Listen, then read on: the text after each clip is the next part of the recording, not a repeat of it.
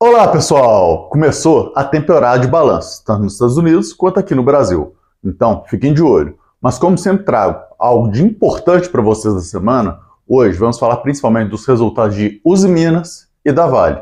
E claro, não podemos deixar de falar da Vale do mais importante de tudo, o Acordo de Mariana. Meu nome é Fernando Franklin e aqui descomplicamos o mundo financeiro com as informações mais relevantes no nosso resumo semanal de notícias.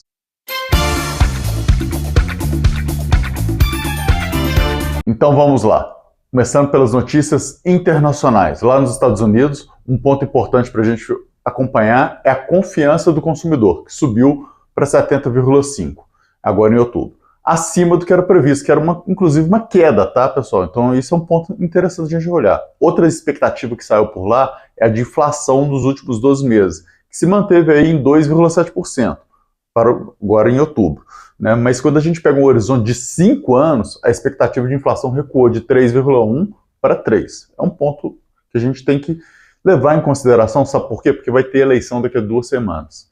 E isso a gente já sabe que vai ter troca de presidência. Não importa o que aconteça, vai ter troca. Pode não ter troca de partido no comando, mas de presidência vai ter. E aí eu te pergunto, será que isso já é um reflexo das expectativas para a próxima eleição? Será que tem alguma interferência de quem que vai ganhar? Muitas pesquisas falam empate técnico por lá, mas a gente não sabe direito, porque lá é uma confusão para poder apurar que é difícil de opinar. Mas então, vamos voltar aqui para as notícias nacionais. A pesquisa Focus, ela continua aí com o IPCA, o GPM, dólar subindo e pelo menos o PIB também sobe.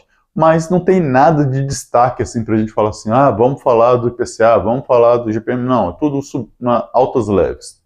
Um outro ponto importante da gente ter em mente é o Ibovespa, que fechou a semana em queda de 0,46%, ou seja, está agora a 129.893 pontos. No ano, a queda de 3,20%. E aí é interessante a gente ver que mesmo com a bela alta que a Vale teve e que a Usiminas teve nessa sexta-feira, não fechou no positivo, nem o dia de sexta. Então, a gente tem que ver o que pode ser trabalhado daí para frente. Mas, como é uma temporada de balanço, está começando, e a gente teve ótimos balanços da Vale e da Usiminas, é dela que nós vamos falar nos fatos relevantes de mercado. Começando aí pela Usiminas, que reverteu o seu prejuízo que ela tinha tido no trimestre do ano anterior, no terceiro trimestre de 2023, reverteu ele com um lucro agora de 185 milhões. Não é um lucro muito grande, assim, quando a gente fala de uma empresa do tamanho da Usiminas, mas é um bom lucro, principalmente pelo fato de estar revertendo. Além disso, ela teve uma maior produção de aço, que foi a maior delas desde 2021, e aumentou aí em relação ao terceiro trimestre do ano passado, 148%. É uma alta muito grande, né? E também a gente tem um aumento na venda de aço, que é um outro ponto importante. Não adianta você produzir se você não vender. E vendeu aí 10% a mais. Então, ótimo ponto também. E aí a gente vê que é um ótimo balanço. Esse é o principal ponto. E até por isso a ação subiu. Mas é importante a gente olhar outras coisas dentro do balanço também, como por exemplo a dívida líquida dela, que aumentou 82% em relação ao terceiro trimestre de 2023. É um ponto de destaque e é um ponto ruim. É o que eu sempre digo, tá, pessoal? O mercado já refletiu tudo isso. O ponto é daqui para frente. Façam suas análises, entendam e avaliem. Chegou a ter uma alta mais forte da Usiminas durante o pregão de sexta-feira, mas acabou voltando, fechando com uma alta forte ainda, acima de 3%, mas acabou voltando um pouquinho aí.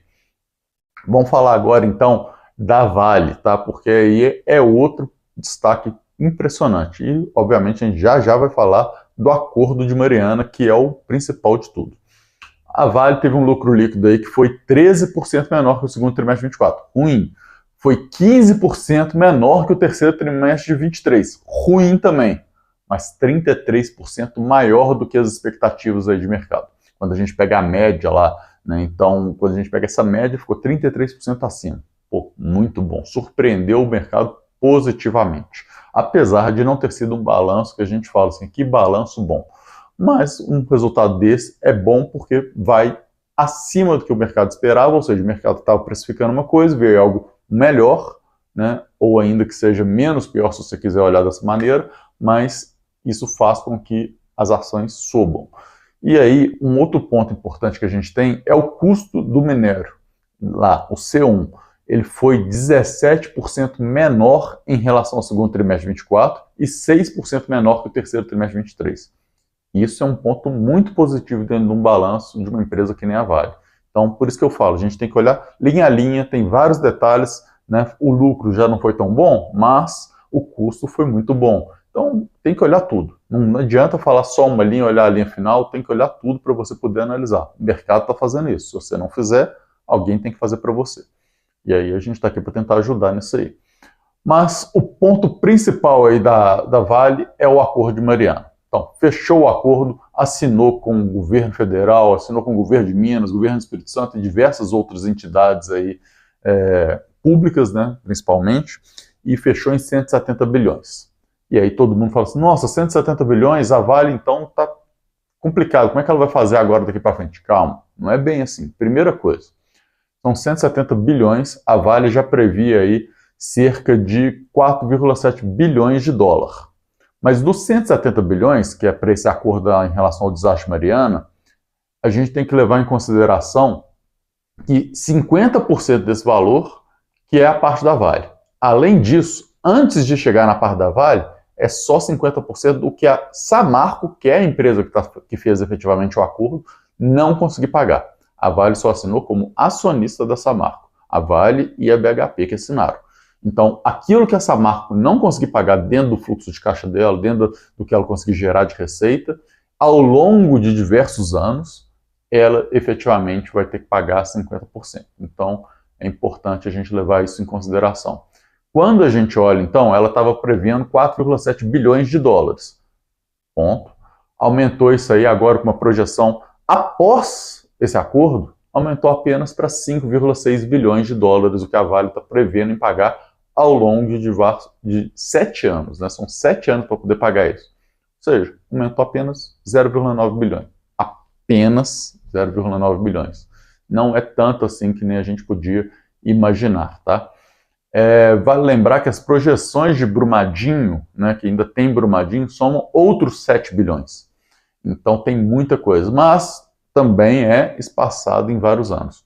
Então, se você está preocupado aí, como é que a Vale vai pagar? Isso aí vai acabar com os dividendos da Vale? Calma, já estava projetado e a Vale já estava pagando os dividendos. Ela já pagou muita coisa anteriormente, que está incluso dentro desses 70 bilhões, e vai pagar muita coisa através da própria Samarco, e o que sobrar, aí sim, se a Samarco não pagar, ela paga. E ela está prevendo, então, que desse todo que vai sobrar, em 7 anos vai dar 5,6 bilhões.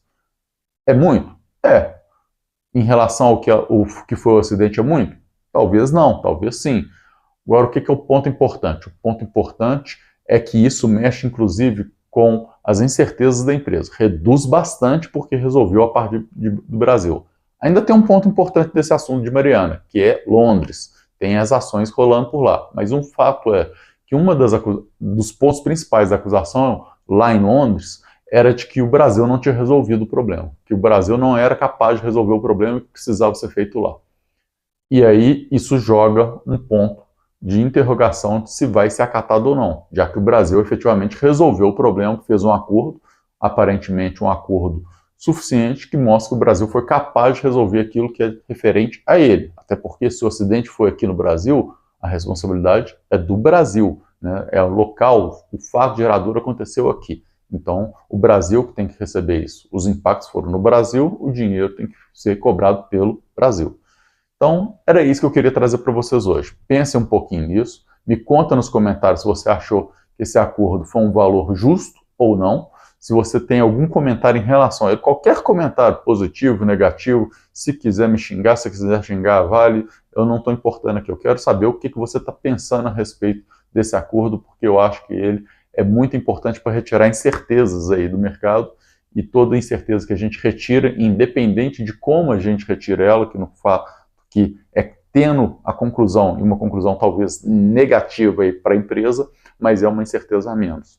E aí, foi inclusive um fato que eu falei no resumo, no CompactCast, na verdade, dessa quinta-feira passada. Né? Então é um ponto interessante da gente falar de incertezas e pensar em incertezas.